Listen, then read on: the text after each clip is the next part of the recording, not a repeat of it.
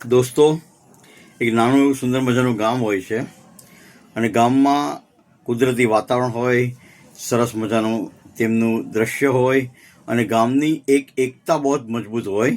ગામના વ્યક્તિ એકબીજા સાથે સારી રીતે સંપર્કમાં હોય, બધા સાથે એક કુટુંબની જેમ રહેતા હોય, એક પરિવારની જેમ રહેતા હોય, એક ફેમિલીની જેમ રહેતા હોય. તો એવા ગામમાં એક વ્યક્તિ હોય જે આખા ગામને ખૂબ જ હેરાન કરે, કોઈ પણ બાબતે એન કેન પ્રકારે બધાને હેરાન કર્યા કરે. ઇન શોર્ટમાં પણ આમ પ્રેમથી એમ પણ બહુ હેરાન કરે બધાને. હવે જેમ જેમ એમની ઉંમર થાય, એમનો ટાઈમ આવે, એ બૂઢા થતા જાય. બૂઢા થાય છતાં પણ એ હેરાન કરવાનું છોડે નહીં. એમાં ખાસ કરીને જુવાનિયા એટલે કે છોકરાઓને બહુ જ હેરાન કરે. એમાં દાદા અચાનક બીમાર પડે અને એનો અંત સમય આવતો હોય એવું એમને લાગે. એટલે ગામના 10-15 જુવાનિયાને બોલાવે કે ભાઈ, મને અત્યારે બહુ અફસોસ થાય છે કે મેં આખી જિંદગી તમને બધાને ખૂબ જ હેરાન કર્યા છે. તો હું સર્વેની માફી માગું છું અને મારી એવી અંતિમ ઈચ્છા છે કે તમને લોકોને મેં ખૂબ જ હેરાન કર્યા છે. એટલે તમે લોકો બધા જ મારાથી ગુસ્સે છો, મને ખ્યાલ છે કે તમને લોકોને એમ છે કે આ ડોહો ક્યારે જાય એમ, એવી મને અંદરથી ખબર જ છે. તો હવે એક તમે કામ કરજો કે જ્યારે હું મરી જાઉં ત્યારે તમે બધા જ મને વચન આપો કે બધા જ તમે દાજ નિભાવશો અને મારું વચન પાળશો. તમારે બધા એવું કરવાનું છે, મારા માથામાં બધાએ ખિલ્લા મારવાના.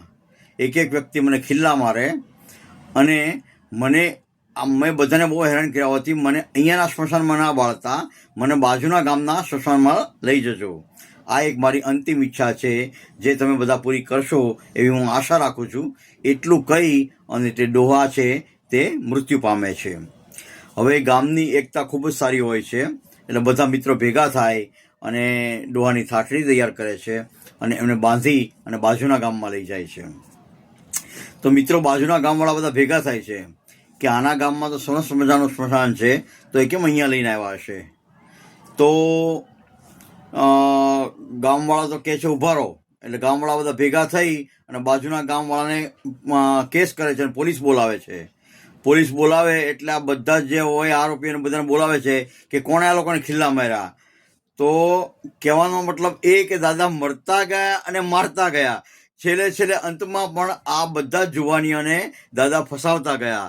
તો અમુક લોકો મિત્રો એવા હોય છે કે મરતે દમ તક તે લોકો ત્યાં સુધી શાંતિ રાખતા નથી અને કોઈ પણ પ્રકારે કોઈને પણ હેરાન કરવાનું છોડતા નથી.